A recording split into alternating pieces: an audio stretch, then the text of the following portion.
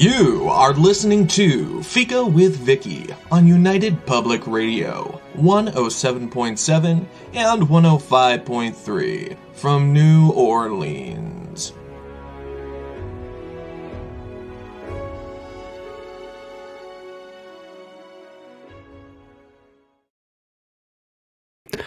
Hello, everyone, and welcome to Fika.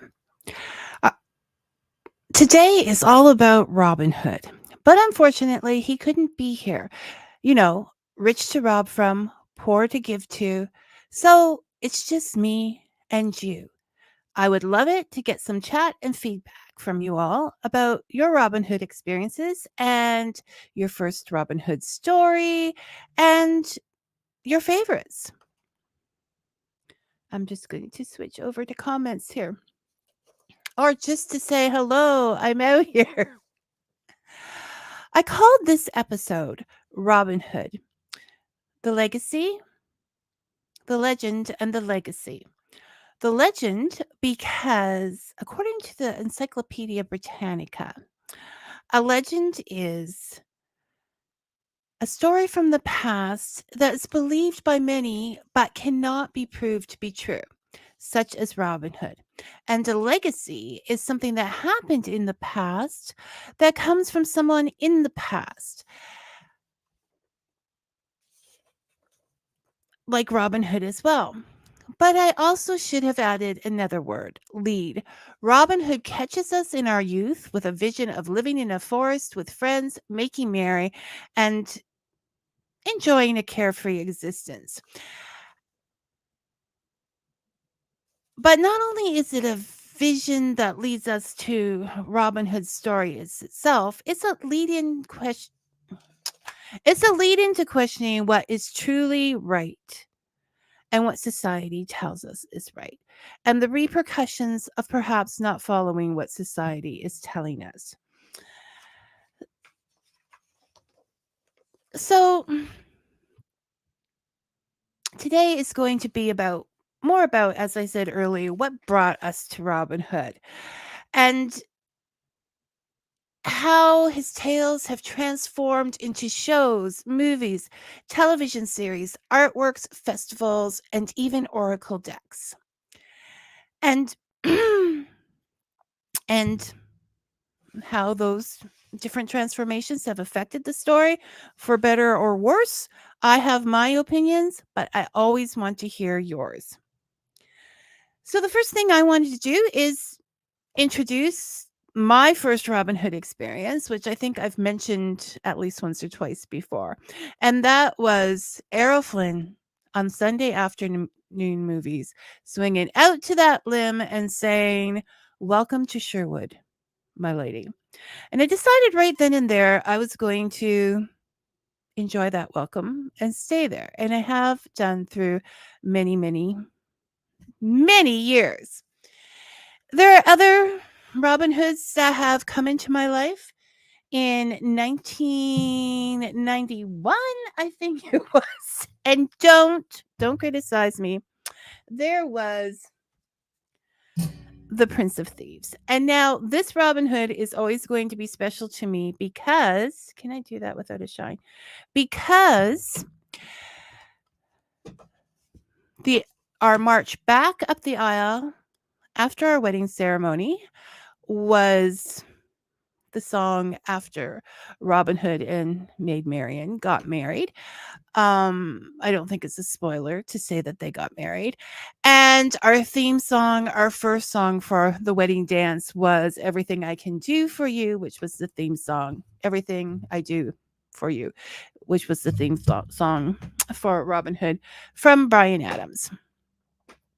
There is also Robin Hood of Sherwood, which we've talked about a lot of times with Mark Ryan, and it has a more mystical influence to its telling of Robin Hood and influenced a lot of people along the way. It's their 40th anniversary.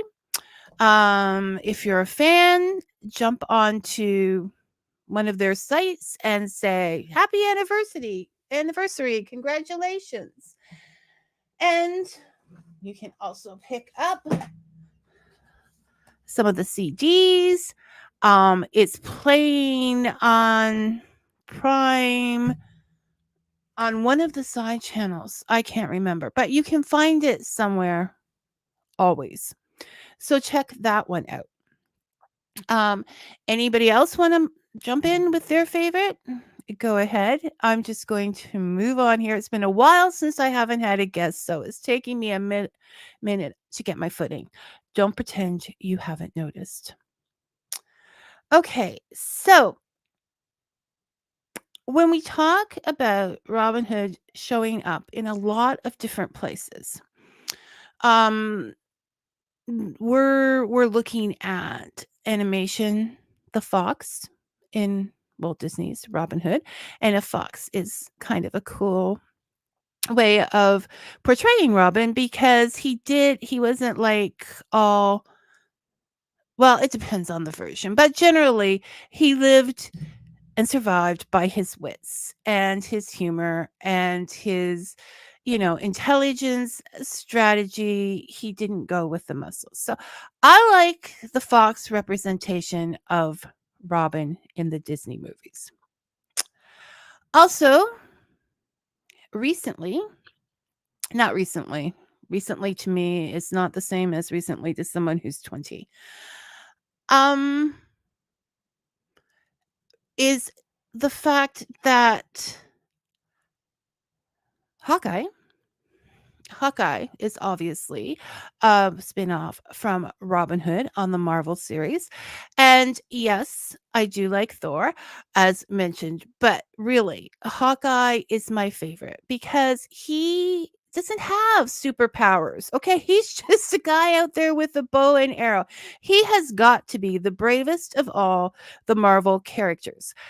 Um to do that. And he's doing it because he wants to keep the world safe for his family. He's the family guy in the whole thing. He's the one that's worried about the people that can't protect themselves, possibly a little more. He doesn't have money, the greatest of all superpower to fall back on. He is not an immortal. Hawkeye is just out there doing his thing. So, um definitely like the Hawkeye version. I haven't watched Green Arrow enough. It was on my radar, but it never happened. So, need to take that one in more. We have a couple of comments here. Thank you. Okay. Dave says, don't forget Rocket Robin Hood. And yes, I used to watch that all the time when I was a small child. I don't know. It was from 1966 to 1969. So, very small child. Maybe I caught it on reruns. It is in an animation in which Robin Hood is in space. Same kind of story, except it's the different planets that are um, causing the trouble, the leaders of the different planets. And it was made in Canada. I don't know how syndicated it is. I haven't had a chance to look into that yet. So there is Rocket Robin Hood that influenced a lot of us. And it does. The theme song and everything has Robin Hood. I think maybe Maid Marian is just a little differently than the historical versions, but definitely, definitely a plus. Brian is asking, very good, Brian. That was on my list of subjects. Brian says, I've heard that the name Robin Hood isn't the name of a single person, but rather more of a title given to a series of outlaws. Okay, so today we're talking about our ideas and what we think, and I'm not going to give any definite answers because I'm not sure anybody can, but I do agree with that theory.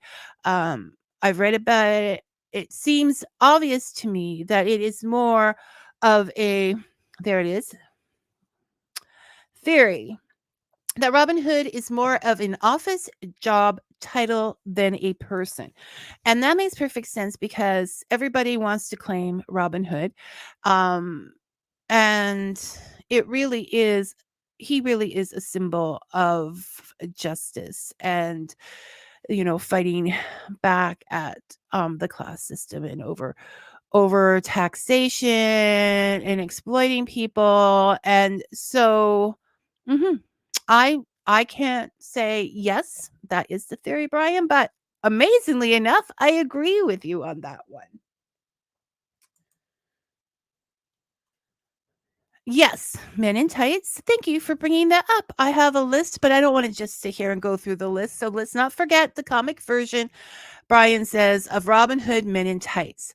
I suspect medieval folks would have enjoyed the humor. It it is very humorous, and especially about the costumes. This is another thing. Robin's manner of dress has changed over the years, and looking a little cooler these days. But who knew what was cool back in? Well, we know what was. Good morning, Vicky. Hello, Robin Sims. I need to use the last name today because there's so much Robin going around. The first Robin Hood movie I ever saw was a black and white The Adventures of Robin Hood in 1938, and I loved it as a kid. What was your first Robin Hood movie scene and your favorite movie if you had to pick? Okay, as I said right at the beginning, but I will sing his praise. It's the same one, Robin. The 1938 The Adventures of Robin Hood that used to come on the Sunday afternoon movies with Errol Flynn.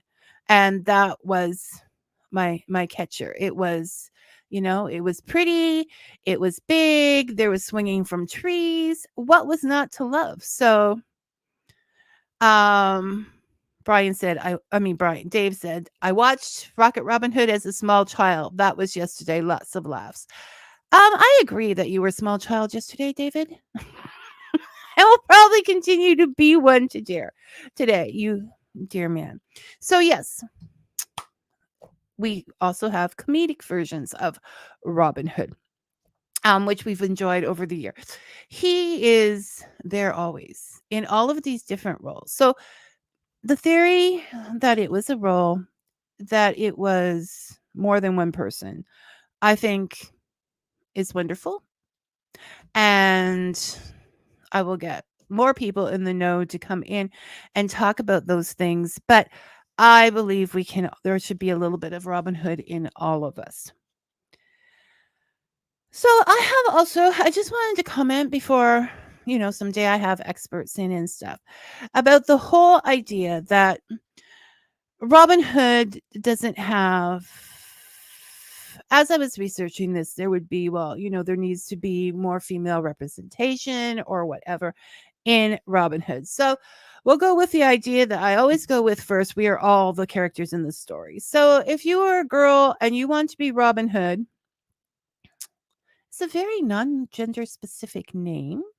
So if you want to be Robin Hood, be Robin Hood. Don't let the details bother you.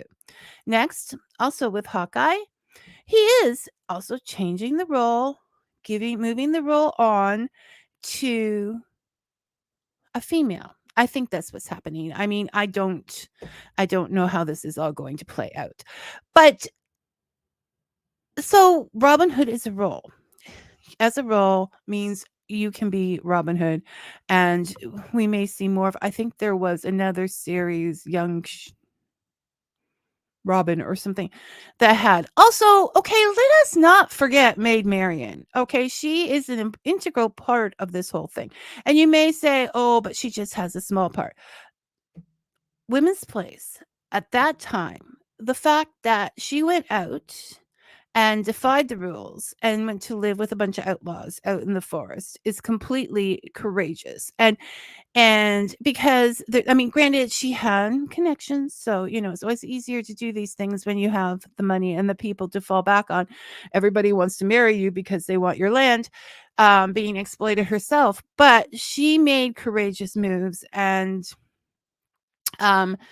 and you know mm, the roles were much more specified then. So she did her own fighting of oppression. Um,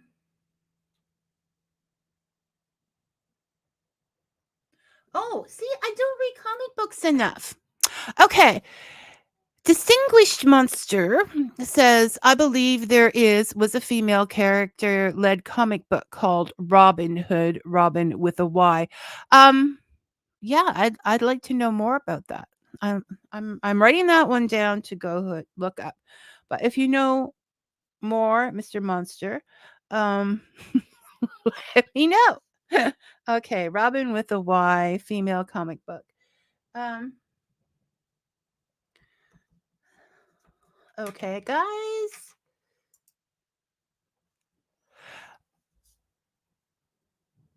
Okay, right, Brian. Marion also served as a spy for Robin Hood by living in the castle with the evil folks. That's pretty damn heroic. It is. It is. I don't, maybe because she wasn't recognized. I don't know, but I don't think when people are arguing these points, they give Marion enough credit. She was like, even if you take the. I don't have everything, but I try. Even if you take the Russell Crowe version, in which it was very obvious that Robin Hood went off to fight the battles while Marion stayed at home and took care of things. And then he finally had to face up to the fact that there was a lot of battles at home, and he came home and they had to fight together. So there are partnerships, there are different relationships where one person takes care of another thing. Um, the Robin Hood and Maid Marian story is something that goes back in folklore and things a long way. I believe. I'm not committing to anything right now. Dave. All heroes need a bad guy, and I think Alan Rickman was the best in Prince of Thieves. I do like Mr. Rickman as the sheriff. I don't think. I mean, yeah, he's Alan Rickman. Okay, that's all that you have to say about that.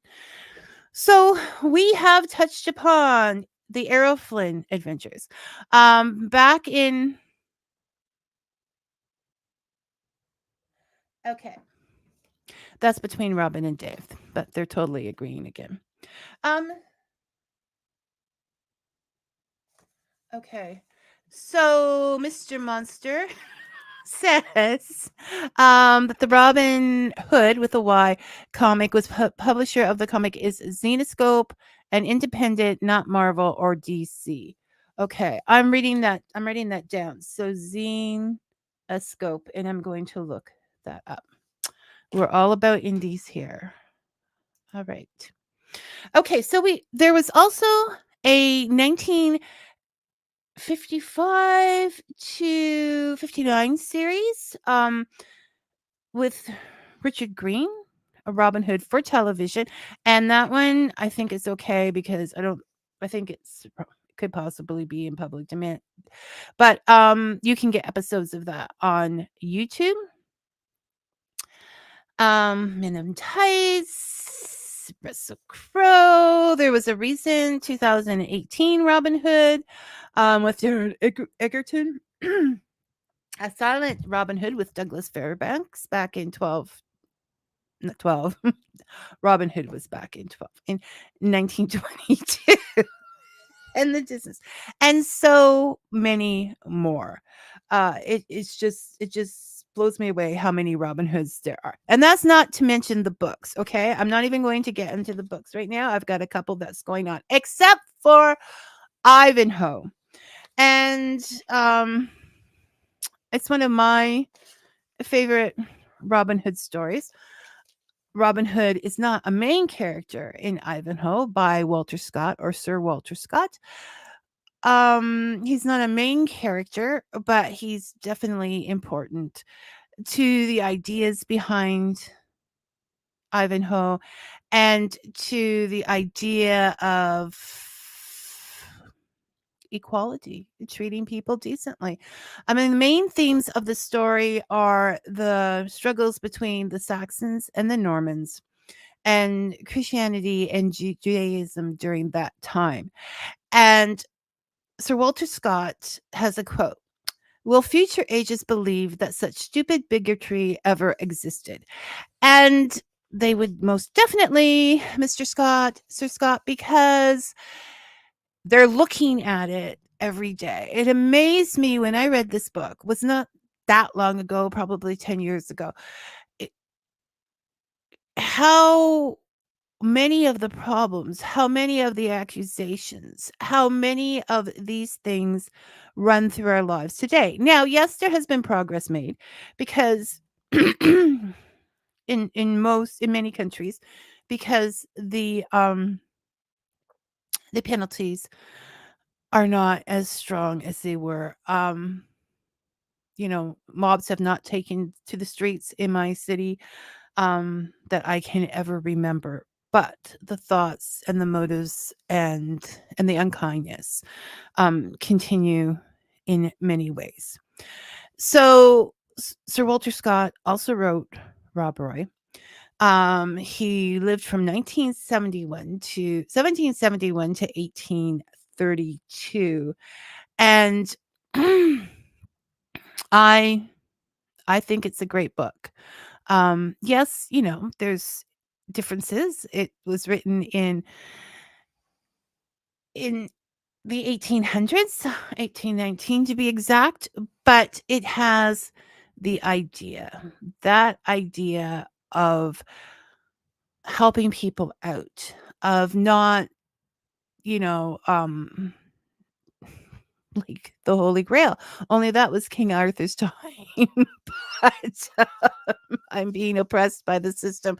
It's very much Robin Hood type of idea, and they were. I mean, that goes without question. They were. So I suggest if you haven't and you're a Robin Hood fan, to pick up Ivanhoe and read it through. Now, as Robin Sims always says, I don't want to go off topic. You can go off topic anytime you want to, within the realms of Robin Hood. I'm just going to go on talking unless there's like another comment or things around. So, guys, since you're all guys, if you want me to be quiet, you know what you have to do. Okay. So, we often also talk about how sometimes you have a love of books, not just a love of story, a love of books. And this is the one great thing about Robin Hood, is that you get into the old legend type books. So one time when I was in Philadelphia, my friend that I was visiting took me to a secondhand bookstore that was in an old railway station, and it was magical. And one of the things I found there was this 1927 version of Robin Hood, written by author Malcolm. Author Malcolm, Arthur Malcolm, with illustrations by Margaret Malpass Geyser.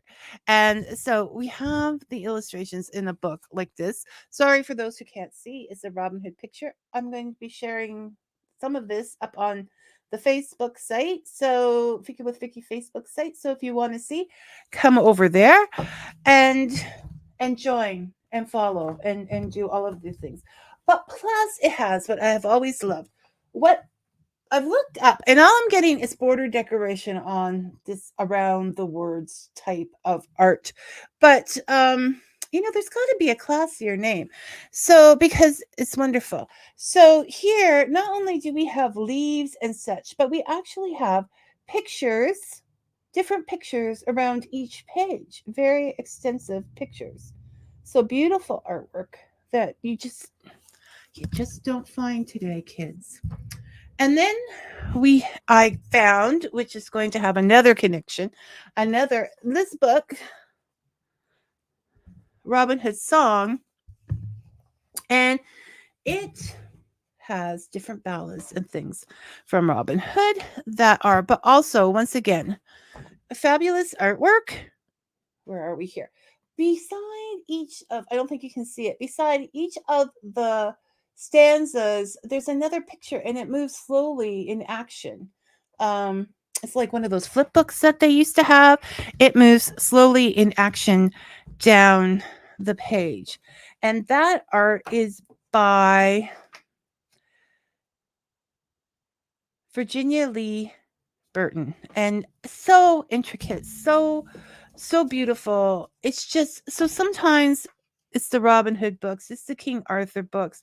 It's that kind of thing that you can pick up a copy of something that is just a beautiful work of art beside the story. So I'm going to get where this ties into other things in just a minute. Hi, Rose. Thank you for joining us. So, why that connects? Because, as I said in my description, I'm going to talk about what I like about the Oracle, the Sherwood Oracle, and of course, I was going to like it. That was there was no question. But I did pick it up, but I have specific reasons for liking it. I did pick it up a month ago. And so I've had time to work with it and look into it. And as you can see from the front of the box, and now from the cards, is that the artwork is just spectacular. Here's Maid Marian, since we would.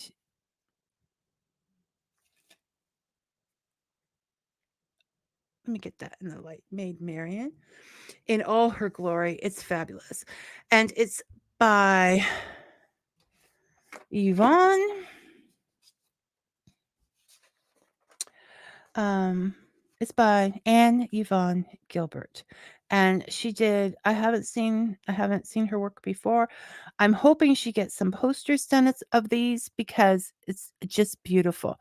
Another thing I love, because I know that when we did talk to Mark Ryan, he was not sure about it not having borders. He'd never worked with tarot before, but I love the fact it doesn't have borders because it allows the story to flow from the card right out into your life. And with these cards, the story is very important. It is a very easy to use and practical oracle. And I don't know it, which does easy to use does not mean lacking in depth. I don't know if that's because I am familiar with the story of Robin Hood, so I'm not going into the story cold, but there have been other story oracles that I've looked into that that are still not this straightforward, I don't think. So, of course, when I got the box, I did not sit and read the book. I did not. I opened it up and grabbed a card and immediately started looking for the meaning, and cuz that's how I do things. I just have to get in there and start and then go back and do it the right way. So, for each of the characters, which is why it's so used. We're going to use King John here because nobody wants to get King John, I'm sure. So he's a difficult card, you would assume.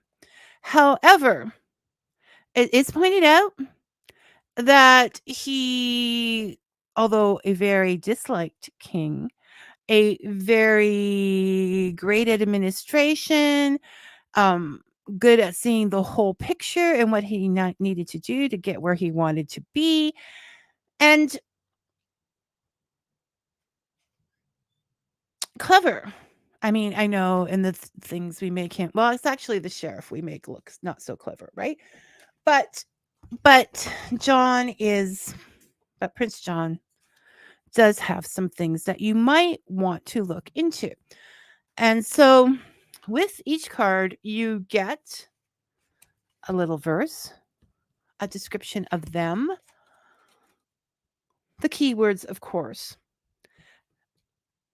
Keep having him as a companion, having him as a challenger, a blessing about the tree that works with the card, and most importantly to me, and I think this is what makes things so workable for me, is the question of the questions. I mean, asking sometimes we don't even know the question we want to know about. So in one case, I was feeling stuck, so I decided to pull a card. I mean, these are much more, I think, everybody can see things themselves way, but I think these are much more do the work so that you can achieve the future you would like, or come close to the future you would like, as opposed to telling you what the future is type cards. So I got the question, I was feeling stuck, so I pulled the card and I got the question, can you be, it was like, can you be spontaneous? And I said, no, I can't. I have all this going on. I have to do all this stuff. And then it's even the tone of voice, because then I heard, oh, the toys. Because then I heard, Vicky, can you be spontaneous? And I was like, oh, okay, I can. And so the tone, the questions, all of it makes a big difference. You may be looking for an answer you don't even know. So love the questions. Love the fact that it goes back and talks about being in nature, living in that forest, as the vision was originally. I just wanted to read one paragraph here. Usually in the warmth and comfort of a sleeping bag, ground mat, and under the protection of a simple cover, a minimal campsite among the trees is a welcome gateway to otherworldly dreams and insights that have informed and enlightened more than one wanderer in the esoteric multiverse. Yes. I mean, seriously, I quite often, because I just want to be secluded and on my own when I'm pulling a card, um, listen to rain on a tent top ambiance, because it's the most beautiful sound in the world. It's the most peaceful sound in the world. And I have so many fond memories of just, being in the tent while the rain is falling. It's the best sleep you're ever going to get. And therefore, of course, the best dreams. I didn't want to forget anything. There are also different readings. When I will get to that eventually in time. Right now, I could spend a year just getting to know these people. Um, Better than I know them in the direct thing. So there's several different readings to do. Um, Cardstock. People always ask about cardstock. Okay, so it's a little bit smaller than the Wildwood cards, which I would pull this out to do this before the show, and I got Six of Stones exploitation, which is really cool because that sort of is like a Robin Hood subject. And so I can't tell. Like, I feel, I mean, it is the cardstock is at least the same as the Wildwood Tarot. My theory is, if the cards wear out and you love them, buy a new deck. This is also, you might want to add this with connections. This is also, speaking of the Wildwood Tarot, this is all part of its own legacy with John Matthews, the Green Man Tree Oracle, which I think may come under a different name right now. I can't remember. The Wildwood Tarot and the Greenwood Tarot, which I don't have a copy of, but rumor has it that they may be coming out at some point again. So I have that to look forward to. So, all in all, a beautiful, very workable, very close to nature. If you're not, so much, and it talks about the elements as fire and shelter in a survival way. I think it's just a very practical oracle. The way I also found the Wildwood Tarot to be a very practical tarot. So I like it. I think you should give it a try. And that is my Wildwood, my Sherlock, which is another whole tarot. My the Sherwood Oracle likes. So okay, so we're back to some comments because I talked. Thank you. Dave says one of my favorite Star Trek Next Generation episodes was the Robin Hood one when Worf said, "I am not a merry man." Yes. So Robin Hood shows up twice now in science fiction between Rocket Robin Hood and Star Trek. Robin says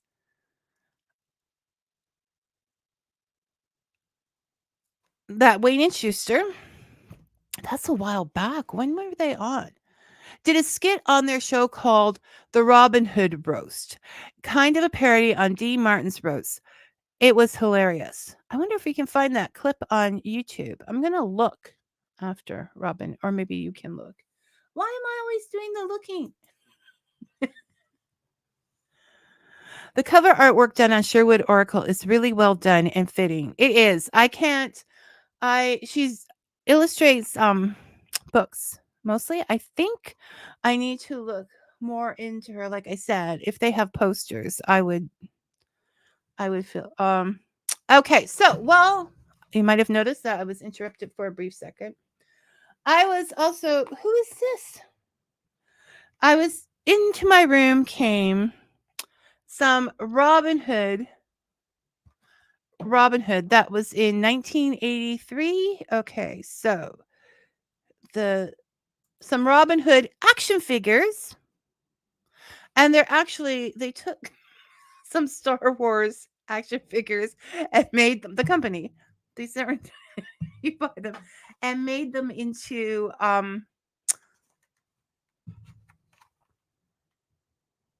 Robin Hood characters. So this is, if you can see, Friar Robin Hood Friar Tuck, and always a favorite of mine. And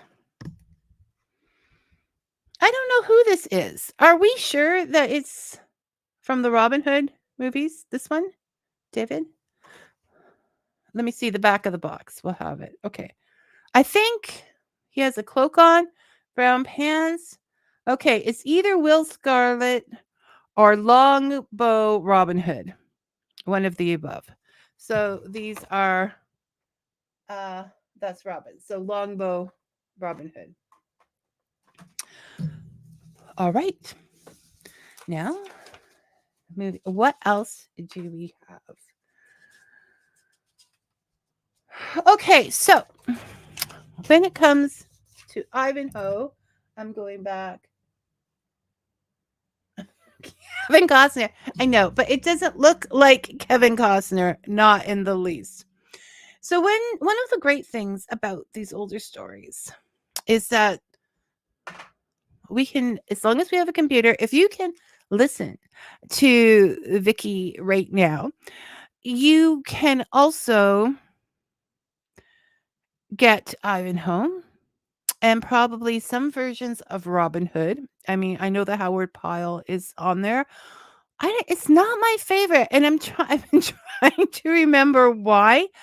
It's not my favorite. Um, like I had it and I sent it away. So I don't know. I'm sorry. It's not like he's here that can hear us, but for some reason it's not my favorite.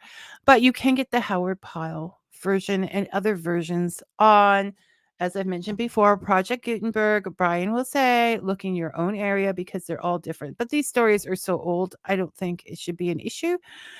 Regardless, it is possible to have a book in every hand with Project Gutenberg. And no, that isn't a commercial, but wouldn't it be great? A great commercial.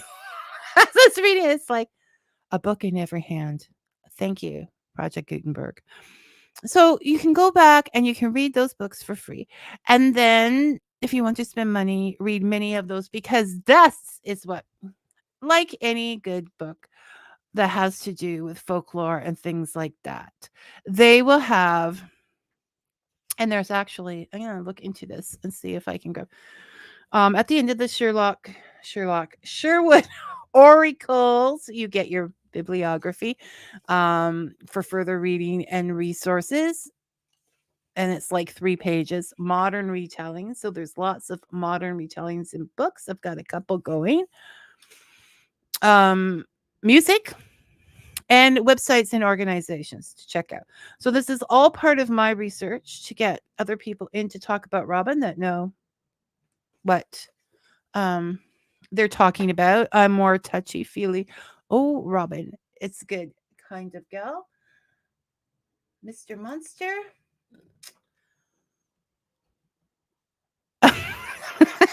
Which is the whole cast of Robin Hood characters. Oh my goodness, I am so far behind. There was There's a surprisingly unfunny one season of a Mel Brooks pre-Men in Tights comedy TV show called When Things Were Rotten. Ooh, and it wasn't funny? I think a lot of people would probably find Mel Brooks less funny today. Um, when things were rotten. They were rotten in a lot of ways, but they're rotten in a lot of ways. Just people don't be wanting the good old days because they weren't always. As a kid, I always wondered about Rocket Robin Hood. Robin Sims says, how did they not burn their backs and legs with their atomic rocket backpacks? Well, see, this Robin Sims means you need to write some Rocket Robin Hood fan fiction and explain that for future generations. See, this is the fun of this because, I mean, you can't say Rocket Robin because I'm sure that he's not in social and public domain yet. Um, Probably getting close. I don't know, but you can take Robin Hood and put a rocket pack on him and find out how it doesn't burn their legs and things. Okay.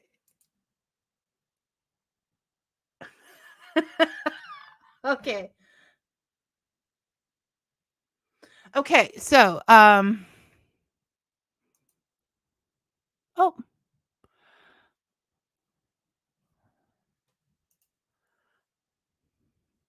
okay. So I think that I'm not. I think I missed something or whatever. I'm not sure where that comment was directed to. I missed one of Brian's comments the other day, and he made sure I knew about it. So I'm trying to be extra careful. Um, Dave is thinking one guy did all the voices on Rocket Robin Hood cartoon. I'm not sure. I will have to check that out. It's possible, like many, many things. So, like I was saying with her, the great thing about public domain and books that we can get through Project Gutenberg is that we can read the original and the original stories, many original stories for free. And then we can go on and read the new versions that because it's open that were written about them and send a little cash to the living if possible or get them at the library or wherever else they may be available. Or we can even indulge ourselves into writing our own version of Robin Hood, but it's open to write about, make oracle cards about, festivals. Make a whole festival about. You don't have to worry about trademarks or any of that stuff. You can just go ahead and play those things. So, what Robin Hood means to me, which is all important. And I would love to hear what Robin Hood means to you as well. But what Robin Hood means to me, of course, as a kid, it was living in the forest, camping forever, having a bow and arrow because everybody wants one. But as I grew, it was the taking from the rich and giving a poor to the poor. I mean, even at a very young age, you realize that's a noble thing. Maybe because you have no money and you're feeling like the poor. But it really does have to do with making it good for everyone, making sure everybody eats, making sure that they're not exploited, making sure that, in the modern books, he was someone who had been part of the aristocracy. So he would be more comfortable, fighting them. But in the older books, he was a yeoman. I will not say just a yeoman, a regular guy, and fighting for his family and for the rest of humanity. Like everybody that was there in the forest, all bringing their different traits. I mean, aside I mean, I love Robin, but I've always have a soft spot for Friar Tuck because he always seemed extra merry and had his indulgences. You have Will Scarlet that is angry. You have Little John, who is definitely a family man, and you have this is another thing. I was pulling out the cards to show their size, and I pulled the Saracen, who is really it's the Mark Ryan card, but Nazir on Robin of Sherwood and has showing up after that in many of the talks, the shows, movies, along the way. Robin Hood is an idea for idealistic people, and I think maybe he is not a costume. He is just a guy in a hood. So he's not a costume. He's not fancy. He's an idea that I think needs to come back. I mean, I am not, I don't like to, I'm not putting down society. It always has its things. But perhaps it could be a little less materialistic, a little more nature. And I think Robin Hood brings all of those things to the front.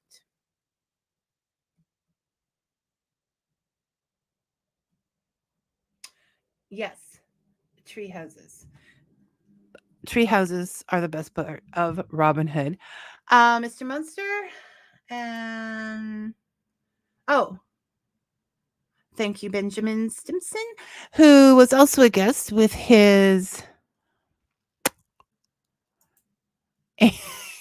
ancestral whispers. Sorry, Ben. It is a great. I mean, not because I'm doing the show about it, but Robin Hood is everything you need to have. He's been everywhere, done everything. Um, Good for you, Robin. Okay, Robinson says I'm going off topic, Vicky. That's it. You go off topic. Mr. Monster has one cool profile picture, the Count from our hilarious House of Frankenstein. And yes, I do not know Robin Sims or Mr. Monster in real life. But, when you're kids and you grow up in a certain area or country, you have similarities that you connect on. David, are you writing a book? I can't read all this.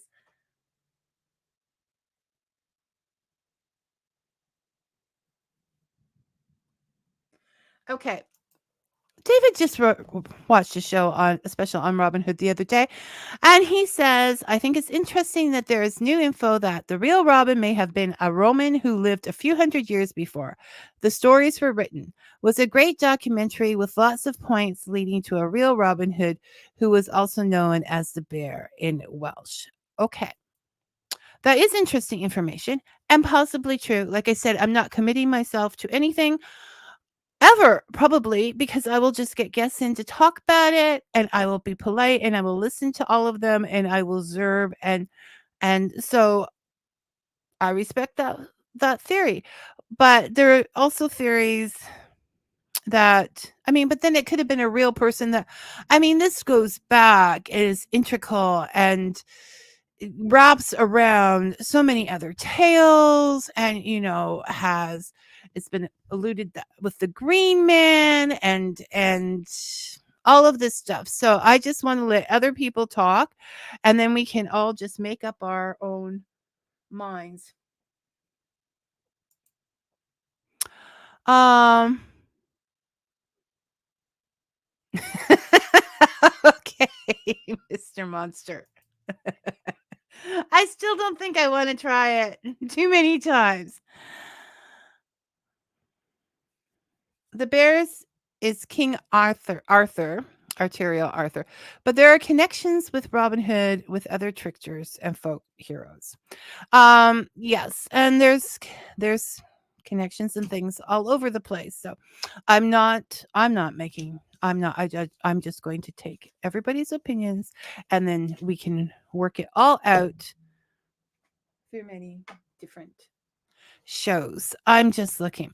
In fact, inside my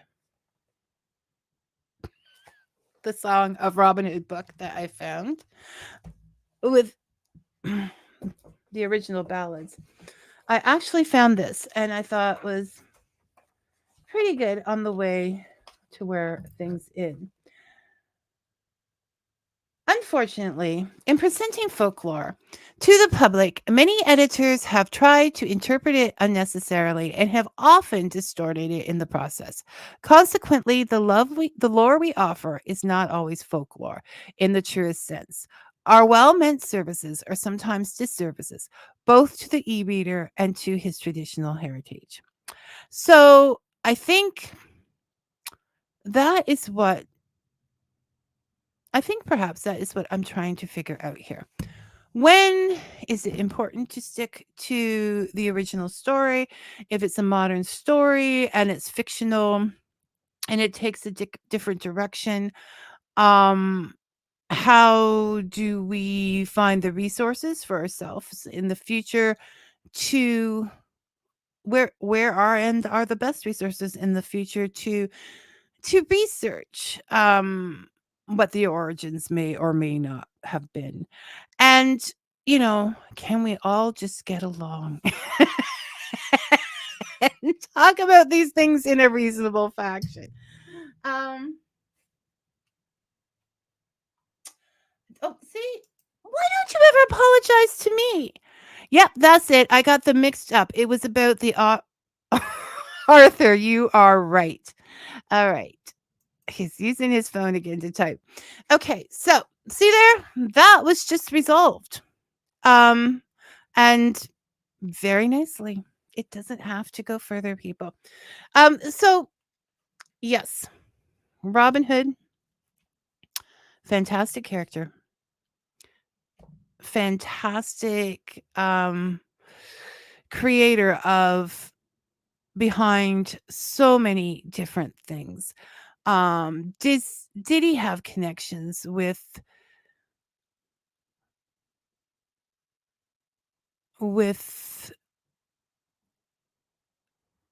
different folklore? I was just thinking about the Arthur thing, and I wanted to bring up that um the movie King Arthur 1984, I think. The one author, John Matthews, worked on the research end of it, contributing thoughts in that, and Mark Ryan worked in choreographing the battle scenes. So everything is connected. Everything.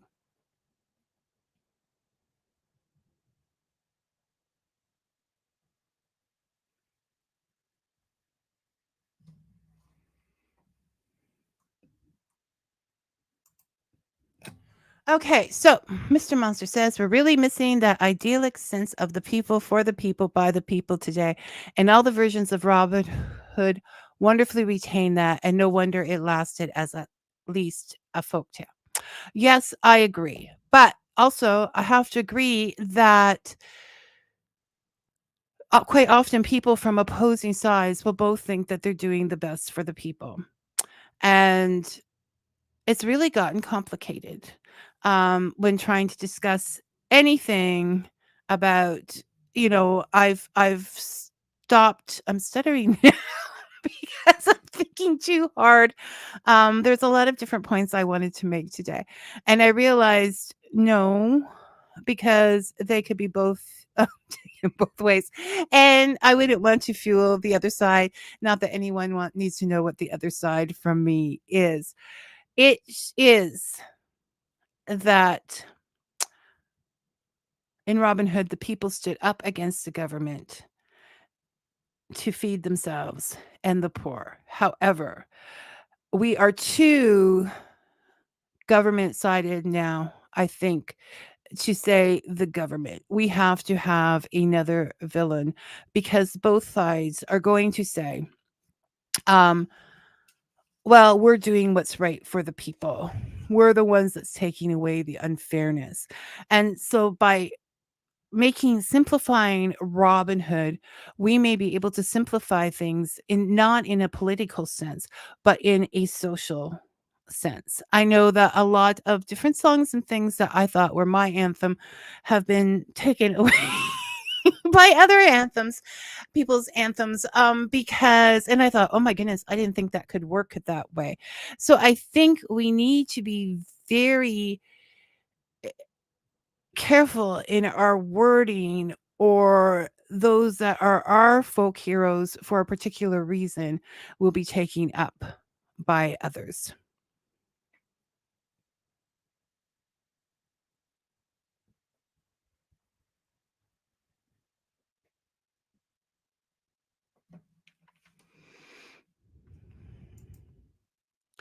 This is true. I was mentioning when I was talking about Ivanhoe that it was the Saxons versus the Normans, a commentary on the relationships between Christianity and Judaism, and just, I mean, England was stomped by a lot of different groups, and each of those groups stayed and then made enemies with the others until now, you know, um, there's still but somebody in in a pub somewhere slamming their mug on the table and mentioning the Normans in an impolite way, but it is. And that line, will we ever see the stupidity of the bigotry?